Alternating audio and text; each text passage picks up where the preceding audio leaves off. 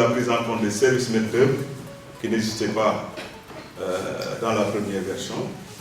Également la finalisation de l'interconnexion avec les presses. C'est un module donc générique qui permettra donc une interconnexion plus rapide avec n'importe quel autre API. Donc ça, on l'a développé de manière générique pour nous permettre demain de pouvoir l'interfacer avec d'autres API. Nous avons réalisé des écrans de validation de la DCMP, des vues détaillées donc sur l'appel d'offres, vues détaillées de la rédaction donc sur le portail, les procédures en 2 étapes, notamment les prestations intellectuelles, les appels d'offres en 2 étapes, les appels d'offres avec préqualif ont été intégrés également dans cette phase. Et ils ont même connu vraiment un début d'avancement voilà, vraiment très satisfaisant. On le verra dans la suite. Nous avons une nouvelle vue de la solution électronique qui sera en compte des 2 étapes. L'évolution également du chatbot qui tient désormais en compte des marchés ouverts sur la plateforme et plus donc des textes législatifs. Ça c'est vraiment bien. Par rapport au module complémentaire, il y aura donc l'évaluation qui va constituer donc la deuxième partie, l'évaluation et attribution, la gestion du contentieux, il y aura la gestion du contentieux, la gestion des procédures dérogatoires et la gestion donc des prestations intellectuelles.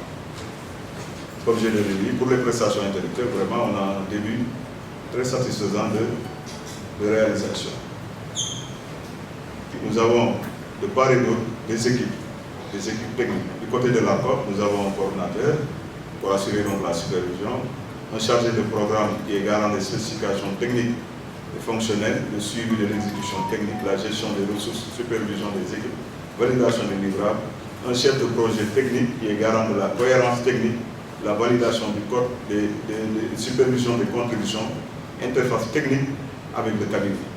Parce que chacun travaille sur des modules, mais en réalité tous ces modules-là doivent s'intégrer. L'évaluation doit s'intégrer à ce qu'on est en train de faire, donc c'est pourquoi voilà, il faut qu'il y ait cette cohérence.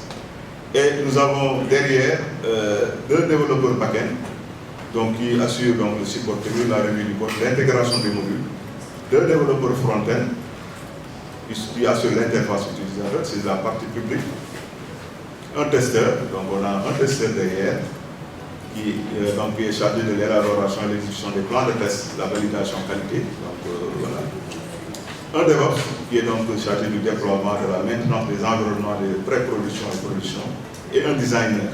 On a même un designer derrière qui est chargé donc de la cohérence visuelle, de l'ergonomie et la conformité avec la charte graphique. Au niveau du cabinet des essais, là également il y a une équipe qui a été mise en place avec un chef de projet pour la supervision des activités, 5 ingénieurs concepteurs pour la conception des modules, 5 développeurs full stack qui sont chargés de l'analyse, qui travaillent sur tout le cycle du projet, depuis donc la phase d'analyse, conception, la réalisation, les tests, l'intégration. Un data ingénieur donc, qui est chargé de la conception de l'architecture des données, de la collecte et de l'intégration des données, de la qualité et de la sécurité, de la gouvernance des données. Un data scientist qui est chargé de l'analyse et de la compréhension des besoins, de l'exploration et de l'exploitation des données, de la modélisation et des algorithmes. Un expert donc IA et un responsable qualité qui est chargé de la définition et du pilotage du système qualité et un ingénieur en planification. En perspective, donc, il est prévu, après cette phase, donc, avec l'extension, de procéder donc à une évaluation. Donc c'est normal. Après, il faut évaluer la plateforme, voir vraiment les difficultés pour nous permettre de voir où est-ce qu'on va. Élargir, donc, pour nous permettre d'élargir la cible. Nous sommes aujourd'hui donc dans la sensibilisation, la formation et la professionnalisation des acteurs. Ce travail, c'est un travail continu. Il est prévu également d'étendre la dématérialisation, comme nous parlons de la dématérialisation complète de tous les process, donc d'aller donc à tous donc tout ce qui concerne donc les régies financières, etc., sociales, l'équipe donc l'interconnexion avec les autres plateformes, je l'ai dit tout à l'heure, le budget, La dématérialisation également du suivi de l'exécution, de la gestion de la redevance, de l'audit, de la gestion améliorée, optimisée des données, de la détection et de la gestion des fraudes. De mettre en place également ce projet d'arrêté qui est toujours donc, sur, en cours, avec une démarche de conduite du changement, mais tout en sachant que l'objectif final, c'est vraiment que le code qui est en cours de modification puisse prendre en compte donc, toutes les préoccupations de la dématérialisation.